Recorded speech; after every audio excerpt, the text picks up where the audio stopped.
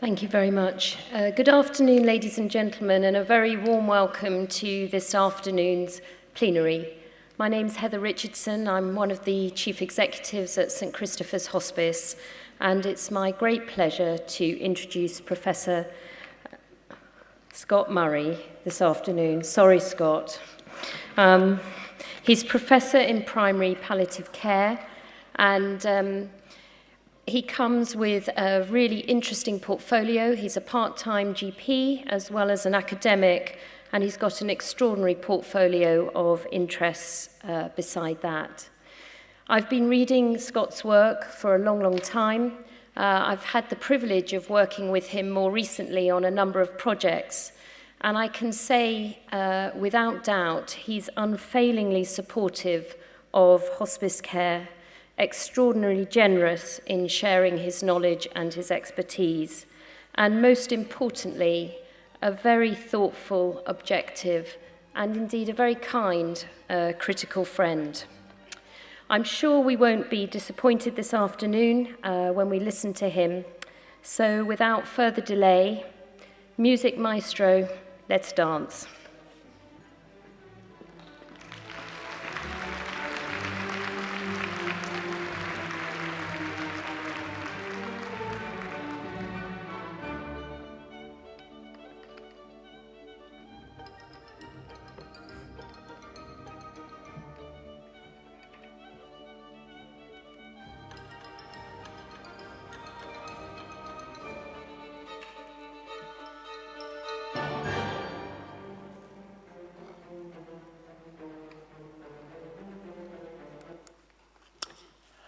That was the Danse Macabre.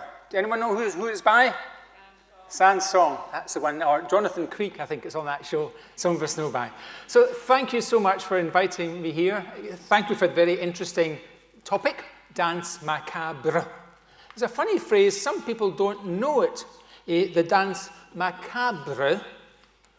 So in the old days, there was a lot of death around, and people knew a bit about it. Okay, La Danse des hommes et des femmes, okay? People understood a bit about it. There were even books about how to die well. And this is before health promoting palliative care. There's someone, you say there's a skeleton, so it's, there we go. That might be a Scottish one with the bagpipes, okay?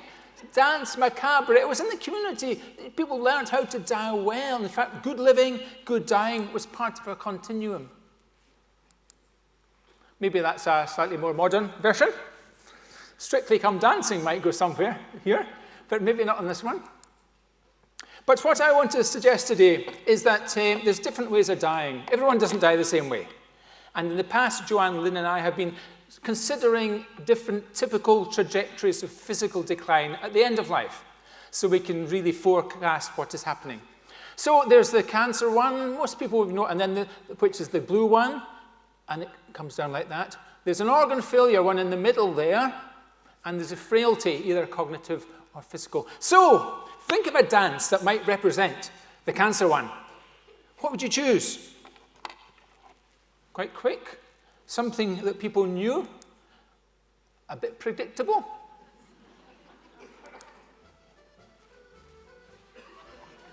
I'm Scottish, so it has to be the Gay Gardens. A bit more volume, please. Take your partners, please, for the Gay Gardens, okay? So it's well organized, isn't it? You're even shown how to do it, and you finish it, and it's done like that, okay? So in some ways, that could mimic, if you want that trajectory. And there's common knowledge about it. We know how to do dying of cancer quite well in the community. So the challenge is the next one. What dance would possibly go along with this funny trajectory? What do you think? What am I choosing? It's the tango. Hear a bit of tango.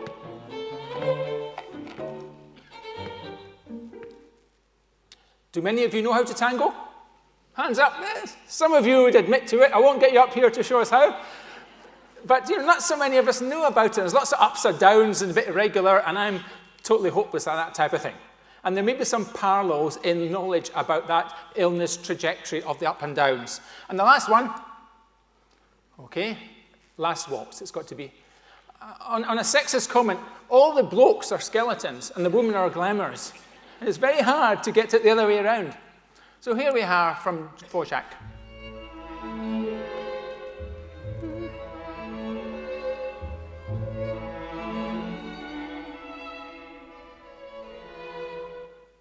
So that's the best I could find. You may be dancing with your beloved. That's what you like to do, yeah? Although he may not be there, yeah?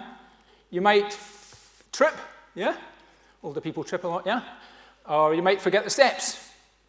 But that's the type. So that's what I'm trying to say. They're different dancing, yeah? And what type of dance halls do you guys provide in the hospices, might be a question. So there's an academic bit now in the middle, okay? So this actually pulls on some work, a paper that we published in the Journal of Pain and Symptom Management. And what we did is that we actually dancing to different tunes, living and dying with these different aspects. So the aim of this paper was to establish whether there are archetypal different experiences and different patterns of decline, the acute, the fluctuating, the graduating, and really to propose any relevant redesign of services. And we weren't just interested in the physical trajectory, because we all know dying is at least a 4-dimensional activity. So going back to this, that is the physical decline that you've seen before. There are many, that's a mapping of a multimorbidity, a physical trajectory that we're starting to experiment with. It would be like that. There were other trajectories. There was one in the BMJ recently. This is people who have stroke. And so I'm just saying the idea of trajectories, we know things go up and down. So if you speak to a stroke physician, they say 1/3 of my patients die. They die in hospital. And 2/3 survive. Half of them are disabled. Half of them are fine. But you know, they say they're survived. They don't die. But of course, these people, and in fact, we're doing a research study in Edinburgh just now, recruiting people with massive strokes, getting out of hospital, and looking to see what shape of palliative care approach might be suitable. Because geriatricians sometimes don't do the dying bit, though they're very good at going ahead with rehab. Maybe some geriatricians here. So the methods of this study, we took serial interview studies. We had 8 longitudinal studies carried out by people in the team at Edinburgh over the last 10 years. 3 were in cancer, 3 were in organ failure, as you can see, and 1 in frail people with South African participants. And there was 1 in frailty as well. The interview scripts have all been analysed previously with the support. And these are the methods we used, and we published them in the BMJ to try to say, actually, serial longitudinal research is a really good way to understand experience of people at the end of life. And these previous papers had been published, mostly in the BMJ, the Canadian Medical Journal. In other words, generous literature, because our message is to get out and let people understand what we're trying to do there. And so you can see there's a big load of work. So I'm trying to say there's a bit of an evidence base. There is evidence. This is as good as your quantitative evidence that these are how people feel towards the end of life. So we analysed it based on the 3 phases of the narrative. We found that there were sort of first stage, and then the becoming ill, living with advanced illness, and dying. And these were 3 stages that we quite often heard. And the researcher from each study used the framework to review their own data. So the researcher was still around there, so we could actually bring not only the data, but the people who had gathered it. And it's really good in qualitative research to go back to these very people. And so we analysed these data using different dimensions. So that would be the classic 4 dimensions that we talk about in palliative care. Initially by the illness trajectory, and then compared the 3 phases of the narrative. So quite a large data set for qualitative research. And that's so you can see who were there. And many of these people, of course, 2/3 of everyone we're talking about here have multimorbidity. The different types of multimorbidity. In Glasgow, multimorbidity is young people with massive heart attacks and stuff. In Edinburgh, slightly different, frail older people with that. So even multimorbidity is an interesting issue. So what are the results? Well, with cancer, the beginning, am I going to die was the question. Diagnosis was often rapid, or sometimes distressingly slow. You can just see up here what we're doing. People confronted with the possibility of dying. It's a life-threatening illness. In the middle of it, people moving into this cancer world of treatment and diagnosis, managing treatments and managing the side effects and the burden of all that. Sometimes dual narratives, yes, encompassing hope, but a realistic one also, that they may well die. Competing themes going on there. And at the end, dying was inevitable to this group of people. Struggling, and that at the end triggered an input from palliative care. Normally, in Edinburgh, it's actually 7 weeks before dying in this group, as a study in primary care showed. And these are just some of the quotations to show that. Just give you a minute to look at that. Not me for 6, oh God, yeah, I'm going to die. Middle, there was honesty sometimes. Nothing wrong with me. Okay, trying to get back to the new normal in the middle section. Main thing is how am I going to live? It's sort of, and some existential issues as well. So we mapped these and in these studies and previous stuff, and we found that people who are actually dying of a cancer or around that acute trajectory, they have a physical decline, okay, and their social decline tends to go in parallel with that, because they don't get out, folk don't visit. But we discovered that there were 4 classic times when there was a lot of anxiety and existential issues. So at diagnosis, even around diagnosis, coming to diagnosis, when we interviewed people at the time, that was a really important time to support people who are anxious, who have existential issues. Now, can we get support at that very time? The answer is no. A lot of the support often resides at the very end. Yet, these are times when I can predict. I say, things will get better, you go into hospital, you get support, you get treated, come back and see me, because you may be anxious. So we can foretell this, which is helpful. It helps people understand where they're at, what happens to most people, their carers, and it can help us plan treatment. So that seems to be a typology of the other dimensions. And this is the same. We also interviewed family carers. So you wouldn't be surprised that while the patient themselves has that decline, the family carer is going through another helter-skelter of emotions. So they do decline. They do decline health-wise, physically, but they again have these times. And again, this allows us to realize, and this would validate why early palliative care, the TEML model, might well work, because it's actually helping people at this stage. And surely as palliative care people want to help at this stage, not just in the last 7 weeks of life, as per usual. So organ failure, let's go to see what's happening there then. You can see at the beginning, patients often held different views. What's happening here? Especially in Africa, where we finished a study, heart failure, absolutely no idea what it is. It's just in these it's TB, no. It's HIV, no. Well, what is it? So we know a lot more about it in Britain. Many people struggle to find when their illness started or making some connection between the acute episodes and their condition.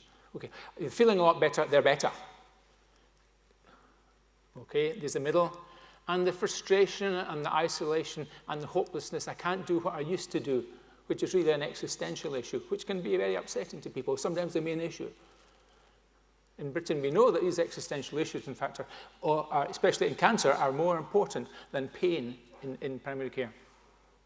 And very few concerned about dying, okay? A lot of these people have survived a heart attack, so they're survivors, yeah? They're not thinking of that. Few concerned about dying, and it described previous exacerbations, so that sort of should reassure them things are going to be fine.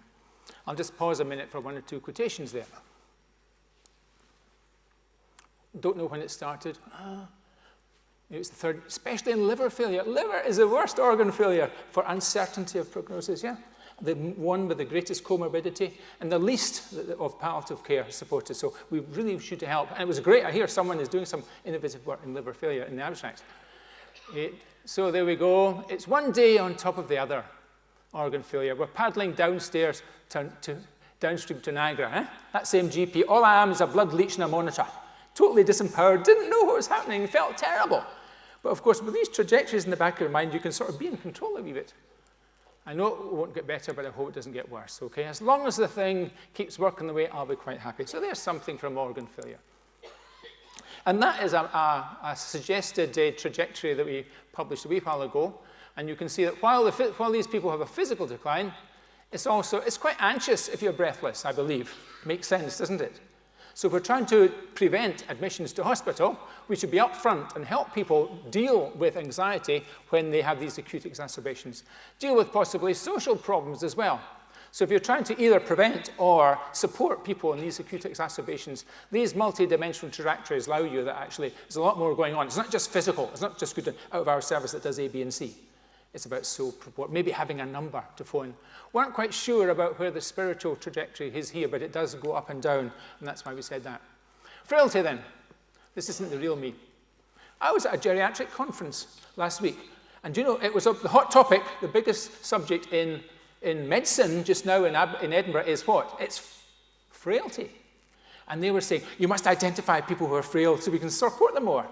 Reminds me a wee bit of me talking about identifying people for our palliative approach and supporting them more.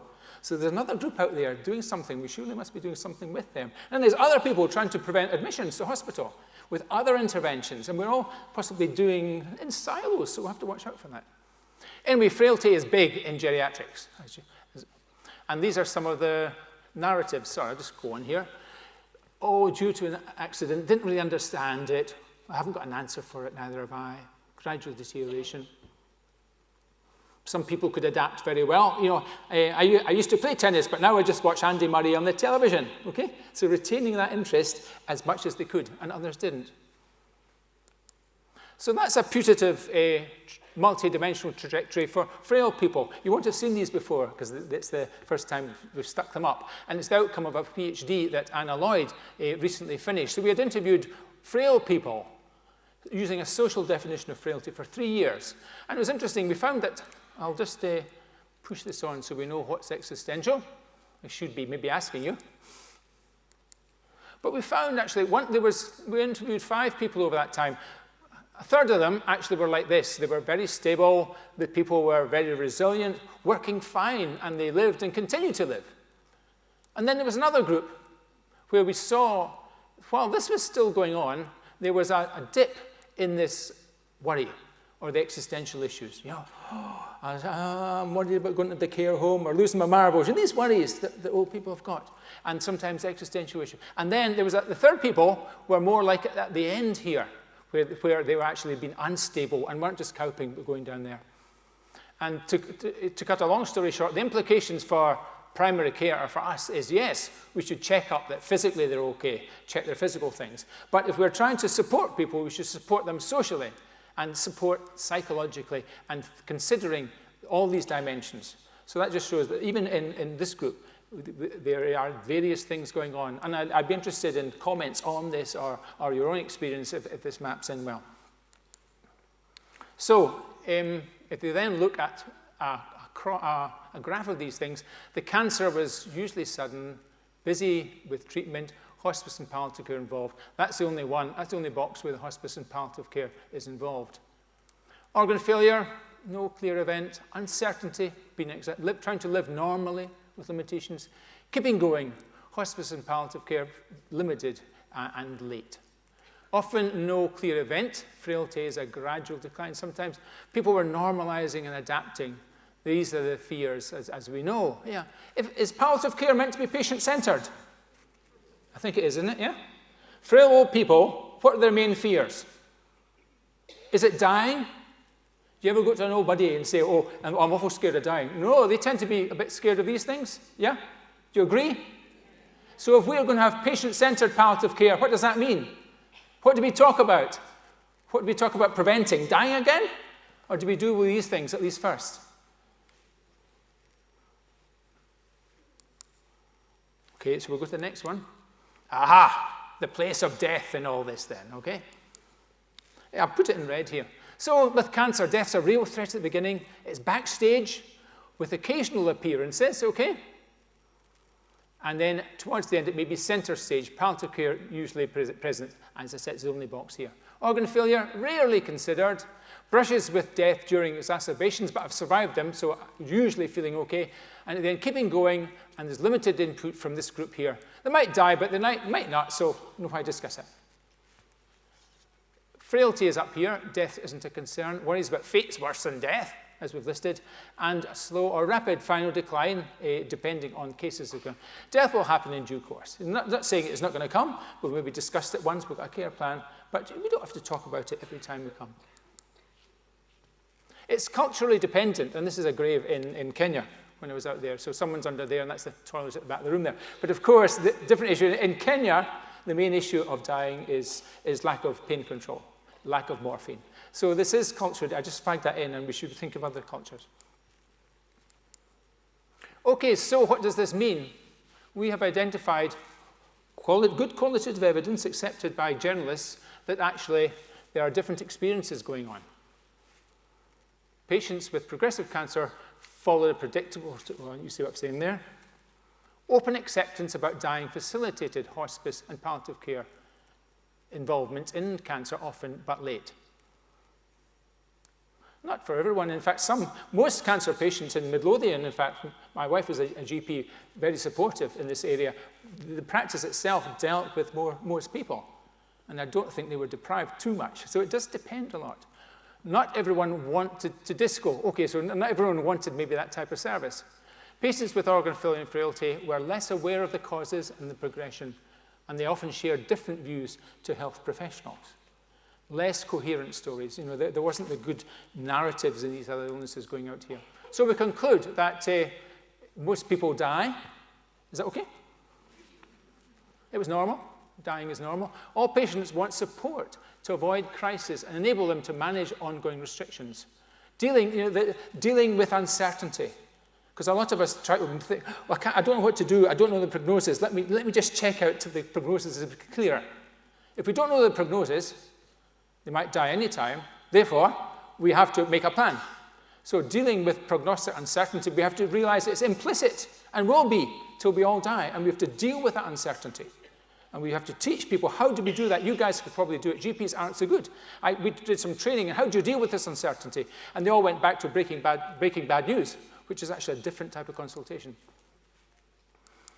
So that's where we are just now. So we studied and published 3 years ago in Lothian. Most of you will know this graph, I hope, where at diagnosis of a condition, whether it be organ failure, this is an organ failure, that we should consider not only disease-modifying treatment, but increasingly a palliative approach. Do you understand that slide?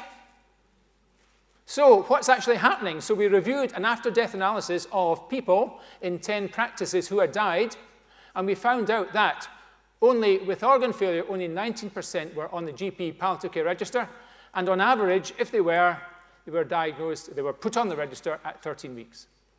And for specialist palliative care, you can see at death, that was the number who had brushed with specialist palliative care, and if they'd been sent, that was where they are.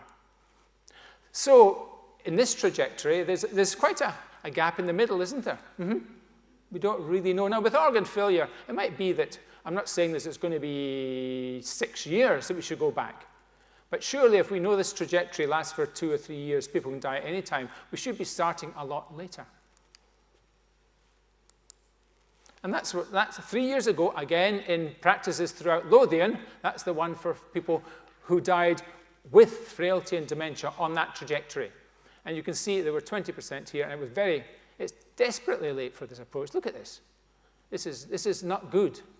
And, well, what is happening here? That's the issue. Some people may be giving a palliative care approach, so I'm saying it's not happening, but we don't know it's happening. It's not being sort of reliably done. So this is a study we did last year in Scotland, and you can see there's a pink thing that's now started to deal with this white space. Because for the last 3 years in Scotland, general practice has been encouraged throughout Scotland to actually do something called anticipatory care. We just use that word because it's different from our care planning. And so it's encouraged, all practices are encouraged to identify people who are, whether it be at risk of hospital admission, that's really how it got funded, to identify them and to start a participatory care plan, an electronic key information summary. And all the software was in 100% of practices in Scotland, whether it's Vision or EMIS. So that facilitated the start of this anticipatory care. So you can see the situation last year in Scotland is that in frailty, some more actually are dying on the register, and it's a little earlier, but still late. This is in frailty dementia. But most people dying with all illnesses are actually receiving anticipatory care, which is holistic care and planning ahead. It includes DNAR. It includes preferred place of care. It doesn't include anticipatory medicines. So it sounds like palliative care, doesn't it? But it became very popular. And so one reason why it might have become popular, I think, is that we didn't have to use the palliative word, with our patients. Yeah? We said, no, I want to let out of hours know about you, okay? Can I send them a key information summary? Of course, I thought you'd do that anyway, okay? And that triggers anticipatory care, and that triggers a key information summary. And one thing we're blessed with in Scotland, we've got the software, so that's actually happening. And I would believe throughout Scotland, there's an outbreak of anticipatory care. Now, I actually was funded for this project by Marie Curie, a well-known charity. Yeah. And so actually, we did very well in the project in this study, but in fact, you can see we didn't actually do very well in things called palliative care, but we did very well, I think, with anticipatory care. So there's maybe something to learn about how we can sell or brand. Do we have to use the P word? Some GPs don't think no, but with the recent LCP debacle, some GPs said, oh, we have to use the palliative care word, otherwise it will be like the LCP. We'll be accused of giving them palliative care without letting them know. So there's an issue about vocabulary, and I'm going to go ahead, I think, next year to try to press on with anticipatory care. That's just the details. So it actually works with different trajectories. It helps a bit of this. I must say that there's a gap here, just so I can show them. There's a great increase, more than double increase in here, say, but there's still a bit of work to be done in actually starting earlier. So that's anticipatory care. And I have data as to when, if they were done, if a DNR was done, it was an average here, for instance.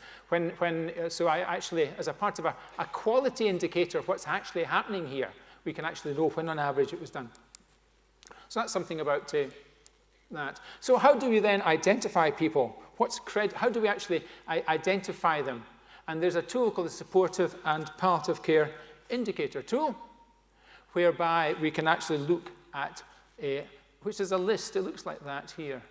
And there's now an app in Scotland where GPs can use this to actually identify from their lists how they can, people who should be screened for palliative support. And this is Kirsty Boyd, who I work with. This is being actually very popular now. It's downloaded 1,000 times every month at least. And it's been translated into quite a few languages. But it's just a way of possibly diagnosing people with all types of illnesses. So you're looking at indicators of decline. Yeah, it could be they're in bed all the time, whatever. And then checking it off with a diagnosis or multimorbidity. Liver disease, okay. Admission due to ascites, okay, has to be an indication for a palliative approach. So there's some things like that. Also, so there we are. That's a specific. So we're starting to try to influence the liver. This is the largest educator in liver disease in the States, and they asked us to actually look at what a good death would be in liver disease. So I'm saying that some of these specialists are getting into this area, and we should support them with it. And we look in heart disease. So we've got a trial just now of palliative care in heart disease. And before we finish that one, here's Heart wanting us to actually say, how do you do it? So it's very hard to, so you can give a best evidence, but there's more work has to be done still to sort it out for heart. And I mentioned the computerized search criteria where we can actually identify people. I'll mention one that's interesting to you. In GPs, have you heard of the QOF? The QOF? Yeah, it's a bad, none of us really like it. But to get adequate funding, what we do is actually, if someone is ill and might die, why bother with a statin? Okay? So if you look at people accepted from a QOF, for whatever reason, a really rich place of people who might well get this benefit from palliative care approach. So there are cunning ways of identifying people, because that's the big stenosis in the pipeline. And that's just what it looks like. That's in our GP practice. We're starting our electronic KISS, and we've got all these things here. And then we have the special note, which is the care plan. And if someone's sent to out of hours or is an acute admitting ward, we're still struggling with hospital doctors to make sure that they read this, because this can be accessed in hospital. Out of hours are good at it, but we need this through, all very well having anticipatory care in general practice, but we need it actually throughout. Okay, there's a great, what is our oyster? We should surely be helping people overseas as well. And the issue is, how do you integrate palliative care in ongoing work in Kenya? And so we recently went to 4 countries to integrate with money from THET, a British charity, to try to integrate palliative care in the different settings, in hospital wards. Most people in a hospital ward in Africa actually are palliative, according to us. And how do we deal? How can it be dealt with? Training one nurse in the ward maybe will help and deal with 2/3 of the people there and refer others to maybe a team. So there's big issues. Whatever we're doing here, it really needs to be thinking about international aspects. And this is a year where we're changing from Millennium Development Goals to SDGs, different type of goal, okay? And palliative care was not mentioned in the MDGs at all, but it is around in these new goals. And we are publicizing that last study in Africa into looking to the United Nations to say, palliative care, actually, if we get this right, we can do a lot of other things right. So there's a great opportunity for the palliative care approach, actually, to inform a lot of countries, in fact, as it's been done. So again, it's how do we do it? It was early identification in hospital and communities. Develop and documented referral pathways. I mean, patient notes don't exist very much in the hospitals. And morphine wasn't available in half of the 12 hospitals we chose, and by the end, it was available in most of these hospitals. So that was a really good project to try to get palliative care integrated into normal health services in Africa, because the hospice model doesn't work at centres of excellence. So this is, and we had 60 people, actually generalists from the UK and some specialists out as mentors in this project. I'll just press on. So there's a Kenyan hospital, and you can see, do you see palliative care there? It has arrived.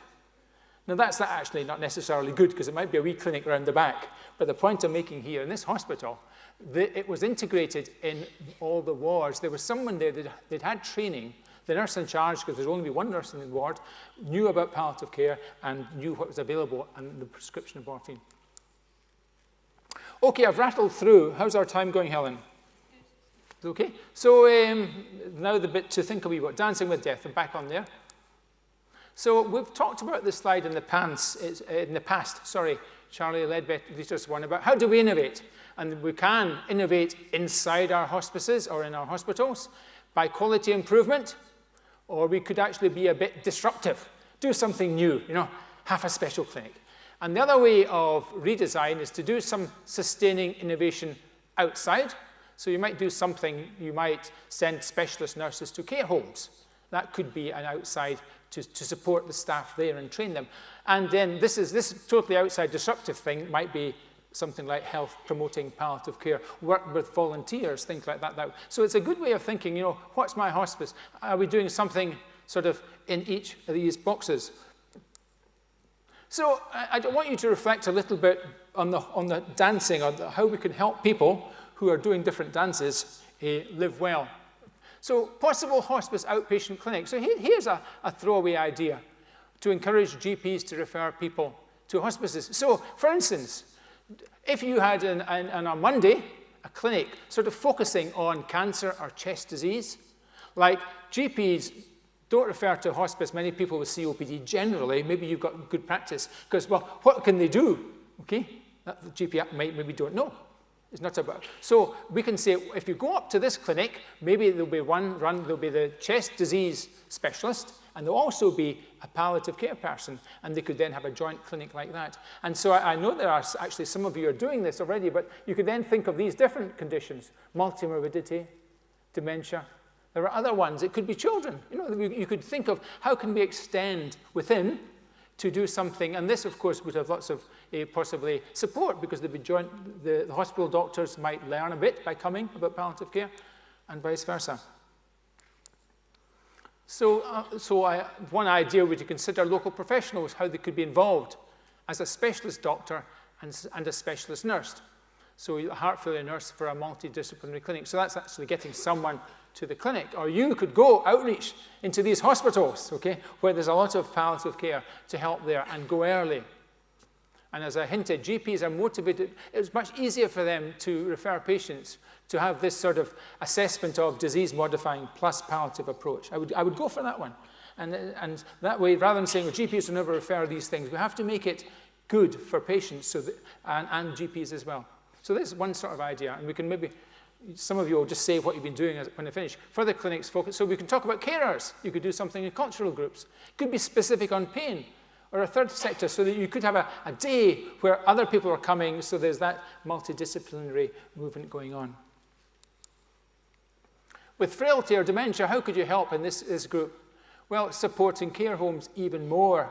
A lot of good work I've been hearing about at this conference, but really we could surely help them more. Supporting every general practice, maybe to I don't know how many of you go and maybe do a call. Does every practice in your catchment areas in the hospitals, they benefit from care and support visits, maybe every month or so. New models of care home medicine. Okay, so in Holland, there are GPs trained in general practice and geriatrics. That's their specialty. Okay, they're not one or the other, and they look after people. So there's that model that is being looked at. Community involvement is a large subject, but again, the support and just being with someone can be very, very useful. Community, not only actually fundraising, whatever, but befriending and supporting people, and we've heard a lot about care circles, which can be very helpful. Something you might not have heard about is a care home innovation centre for development, training and research. One of my colleagues, Joe Hockley, who has an OB, I think, for a palliative care nursing, is passionate that we should start a teaching nursing home, or we're calling it now a centre for innovative development, training and research. This could do for care homes, possibly what hospices did. You know, the hospice movement started 50 years ago. Yeah, so it's a place that will be good, that'll be teaching undergraduate, postgraduate of folk. It could really do. So we're trying to, that would be an out-of-the-box innovation, as well as, of course, supporting care homes. So we are looking for funding to start one in Scotland just now. All the academics are on board, social work is on board. We just have to, and with their next build. So, back to the dancing theme to finish. Strict evaluation of the intervention. And the thought is sometimes people are scared of doing something because it will mean, oh, I've set it up, we can't stop it. So I'm suggesting when we do these things, maybe say we'll do something for a year or 2 years and evaluate it. Because unless we're evaluating it quite well, this person did quite well, yeah, we don't really know it's the best. It may be very good, but is it the thing that we should be doing? Okay, place of death is a proxy for quality. A lot of people saying, watch out for this one. And in fact, we wrote a letter in the BMJ last weekend about this, that we should be improving the quality of care, not only in practices, but wherever people are, because they travel between different places. So it makes sense that we have to help it everywhere. So on the dancing theme, yeah, the experience of the dance from the start to finish is probably more important than where we are on the stage when we dance. And I asked Helen to have a dance with me, actually, but we're not going to do that now, you'd be pleased to know. But the point of this one is, you know, the experience of the last phase of life is a lot longer and passes through a lot of settings, Heather, than actually the place. So whether I die here or die there, maybe not so important. Yeah, it's the trajectory. Is that what makes sense? The last phase of life, whenever that starts. Rabbi Burns talked about nae teeth, nae hearing, stuff like this. We're trying to help people at that time. And the quality should be improved in all settings. The dance skips from the different settings. Nearly there. Relationships, dancing by yourself isn't much fun for those that do that. Some people do that, they don't get on. Yeah. Dancing in couples is normal, you could say, but some dances in groups of 6 or 8, they can be quite fun. That's the care circles going out there. I think you've got some strip the willows of stuff. Some dances are progressive, and we meet everyone in the community. So that was just another thought on the sort of dancing theme there. So, Strictly Come Dancing. There are lots of different dances that are taught there. Yeah, do any of you watch it? My wife watches it, so sometimes I listen to it. Yeah, it's quite fun. So what type of dance is that? Charlton? Okay, could be. We'll take it as a Charlton. Pardon? Okay, still haven't got it. There you go. Oh. Rumba. Could it be the Rumba? If you've got a Rumba, I mean, imagine dying with a sort of Rumba trajectory. And everyone's got different dances. I mean, you know, if I were to illustrate this again with Helen, you know, we'd be doing our own little steps. But Carol is a favourite of mine. You know Carol, the news lady? Weather, isn't she? She did quite well, but she was put out last weekend. Wasn't it sad? Yeah. She's a lovely person, smiling, but she was put out there. And so she seemed to enjoy it, and she said, I'm so thankful for all the teaching. I thought that was nice. I was trying to work out if that ties in with here.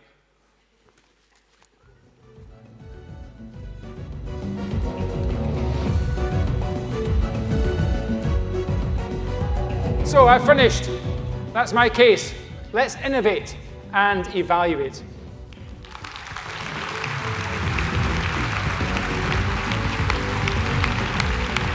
Or I just go back across? Sorry? I go back across. Yeah. Okay. Thank you, Scott. Okay, we've got some time now for some questions, some comments. I know that Scott's interested to hear as much from you as he is to answer any questions that you have. So I think have we got roving mics as well? We've also got mics 1 and 2, so if you feel like coming down, that could be faster. Who would like to start? Hi. One of the things that I think we often do in palliative care is we deliver holistic services. So we have a range of services which are delivered in a package under the control of us as a hospice or an individual organisation. What you're describing kind of is quite disruptive in that it suggests that we maybe need to deconstruct some of those packages to enable people to access the bits that they might need and not the bits that they don't. Yep. Are there any models that you've seen, or is that what you're suggesting, that actually maybe we need to be less holistic and more open? Is that the sort of disruption you're suggesting? Thank you. I wouldn't say be less holistic. I think we should maintain the holism, but there are a group of people who are dying who get a lot of resources. And I'm saying, and they die well, so what can we learn from the care we're giving for these people and take it to other folk? Now, I'm not saying we have to deconstruct, but if it means actually deconstructing, maybe it's a thing we should do. You know, if we've got a set asset in your hospice and we're somehow getting this non-malignant people, and the government is saying we should be doing this, we have to think, how can we actually rise to that occasion? Because it's very hard to make change. You ask GP practices to change, oh no, we're not doing it, you know. But it may be the same that within hospices. There may be things happening just now, speaking of health, things may be happening. But basically, so we may have to deconstruct and be careful. But hopefully we can learn and transform that way. Hi, Sarah Locker from St Catherine's Hospice at Scarborough. We have set up a care homes education service, and that was from looking at Joe Hockley's work, and that's been really successful.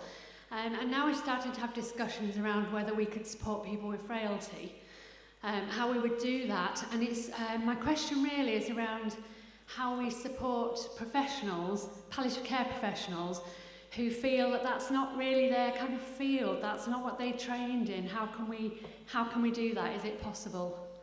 That's a good question, because these professionals will have been doing a great job in helping a lot of people to live and die well. And to suggest that maybe they should do something different must be very threatening, even existentially for us all, isn't it?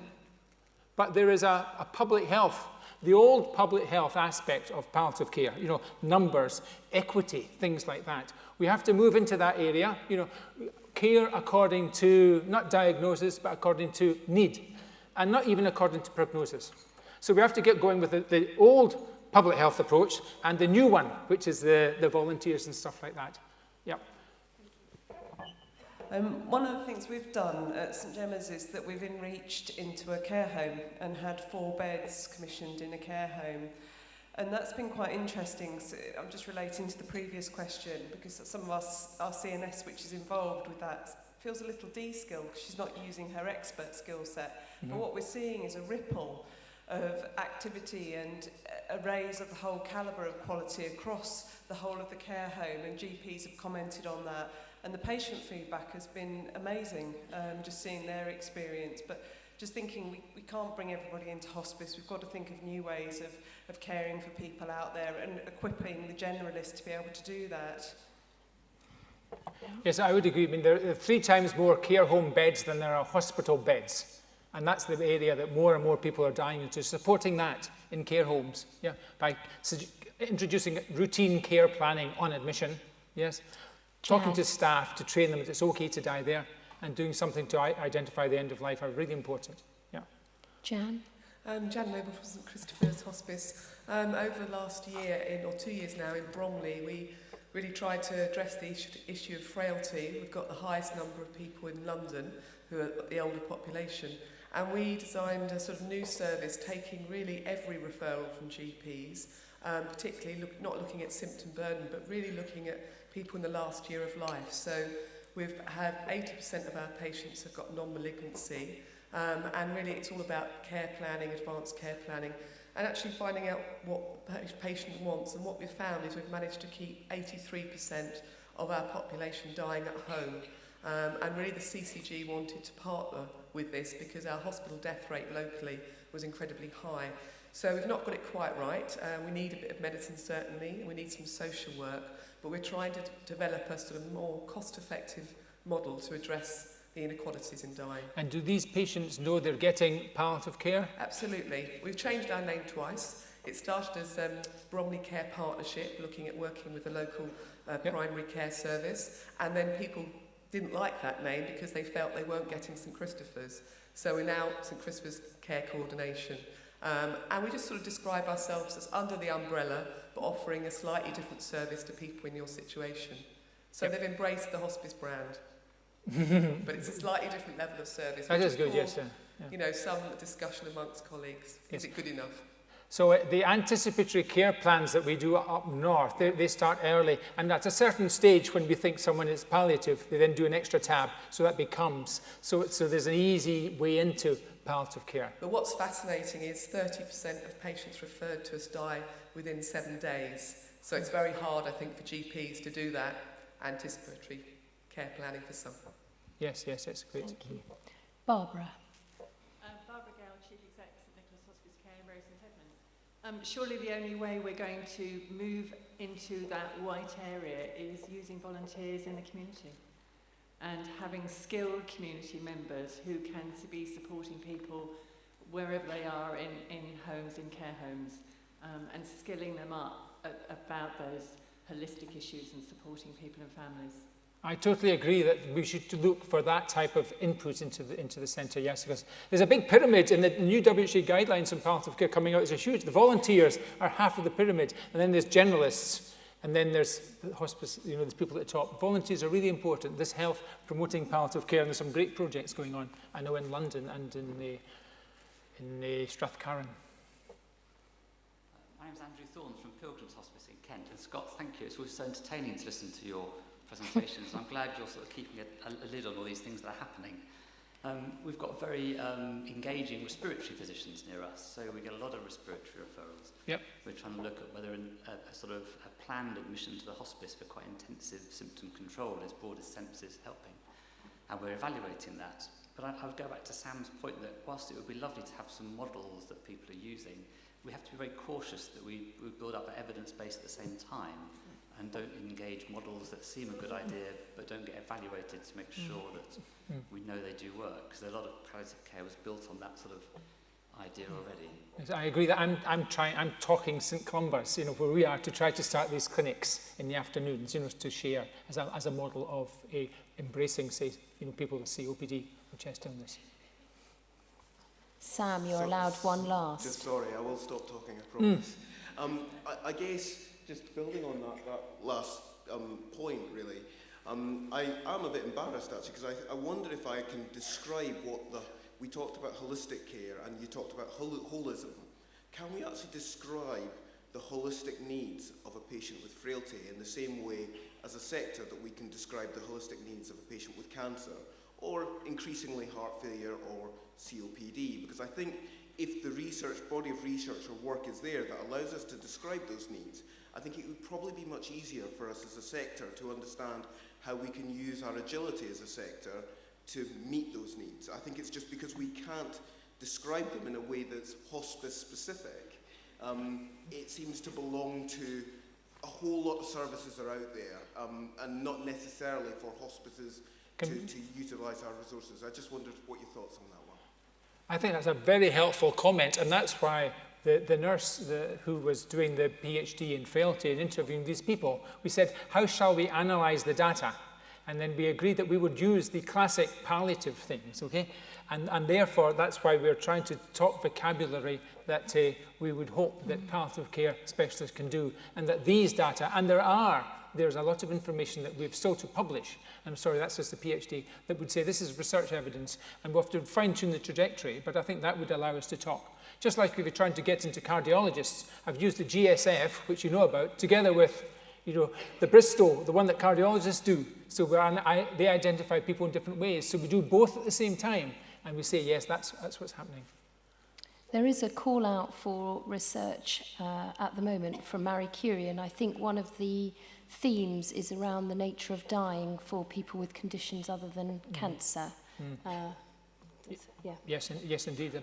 I just remember there's a lot of work in frailty. I'm so conscious that frailty is the new geriatric thing, and so there will be nurses who diagnose frailty and they support people, and we might not know about it.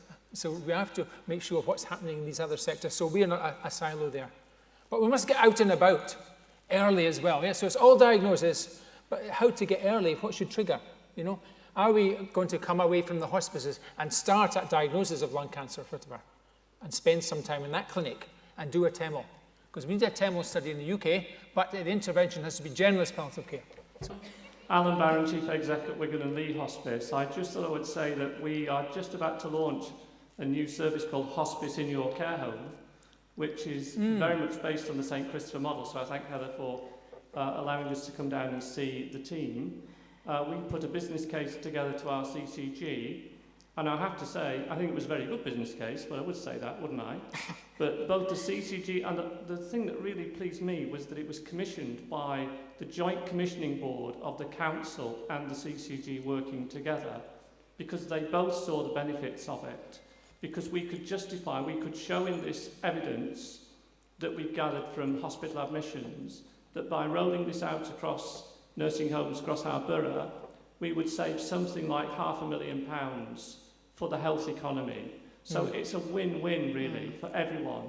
But I would say that it is important to put a really good case together and to build up the statutory support for it, because I don't think we will probably gain the same element of voluntary support from it, because we are one step removed from the person that is actually benefiting from the service in going in there. And I think one of the things I've noticed from the small team that we put together, which is a fantastic team which starts work in 2 weeks' time, is that why I know it will work is because many of them have worked in nursing homes before, and they can talk on a similar basis to the people that work there. There's healthcare professionals and nurses. So we're really interested and really think it's going to go places. Thanks to St Christopher's, but I'm sure there's a paper in it somewhere, and probably we'll be up on the stage sometime talking about it. That's great, yes. I mean, some hospitals have specialist beds in them, is that right? And other hospitals don't. Like in Edinburgh Royal, the team is integrated. In Dundee, they've just launched new palliative care beds. Advantages and disadvantages of both models. Is there a better one? Hi, sorry, my name's Sally Mercer, I work at St Christopher's. Sorry, we've just heard loads about St Christopher's, it's not an advert, I promise. So I was really happy to hear about existential and family support being mentioned so much. I work in the social work team, and I think that that's one area where hospices can really help, because we see so many people, so many families coming to us at such a late stage, and they haven't been supported with things like lasting powers of attorney or anything like that, and these become forms that we talk about, but actually the impact emotionally for a family, even if your relative has been in decline and is becoming increasingly frail, if we could support, and at St Christopher's we did a lot of training with local authority generalist social workers, but trying to ensure that families are supported early on means that as a specialist service later on, we're not shoring up all of those problems that are so complex at a stage of life, and there simply aren't the internal resources within a family to cope with it. And I really hope that that's where hospices reach out more. I know it's about funding, and of course we can use volunteers, but I think some well-placed outreach posts where we can support GPs, support other people in the community who are meeting families, letting them know how you can plan for death in a sort of wider, almost Buddhist sense, that you're aware of it from an earlier stage, could be so helpful for everybody in the sector and the whole of society, really. Yes, I hear that. So you're outreaching and supporting and getting to know people, and them getting to know you as well. And then maybe in your hospices, what does that mean? It's maybe having a session for, send someone here if you want to get the care plan sorted out, where people go up from that. Would you mind thanking Scott first?